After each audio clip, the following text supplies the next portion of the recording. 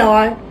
ஆதியாகம புத்தகத்தில் நாம் பார்க்கும் பொழுது தேவன் வானத்தையும் பூமியையும் அதிலுள்ள யாவற்றையும் தம்முடைய வார்த்தையினால் படைத்து அது நல்லது என்று காண்கிறார். தம்முடைய சாயலாக தேவன் தம்முடைய கரங்களினால மனிதனை உண்டாக்கி தன் வார்த்தையினால் படைத்த எல்லாவற்றையும் ஆளுகை செய்கிற ஒரு அதிகாரத்தை தேவன் கொடுக்கிறார்.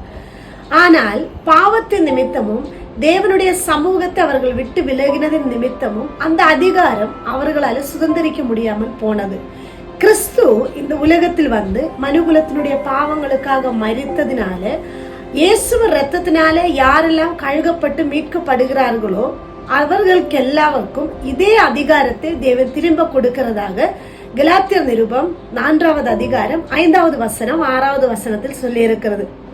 கலாத்தியர் நிருபத்தில் இப்படி சொல்லுகிறது, அப்பா பிதாவை என்று கூப்பிடத்தக்க குமாரனுடைய ஆவியை தேவன் நம்முடைய இருதயங்களில் தந்திருக்கிறார். ஆனபடியினால நாம் அடிமைகள் அல்ல, புத்திரர்களாய் இருக்கிறோம். புத்திரர்கள் என்றால் குமாரனாகிய கிறிஸ்துவுக்கு எதெல்லாம் உரிமை இருந்ததோ அந்த உரிமை யாவற்றையும் நானும் நீங்களும் சுதந்திரிக்கும்படியான ஒரு கிருபையை தேவன் நமக்கு தந்திருக்கிறார். அதனால நம் அடிமைகள் அல்ல என்பதை நம்முடைய இருதயங்கள் நாம் நினைவு கூறுவோம். தேவன் நமக்கு தந்திருக்கிற அதிகாரங்களை கர்த்தருடைய நாமத்திற்கு நான் பயன்படுத்துவோம். Have a nice day. God bless you.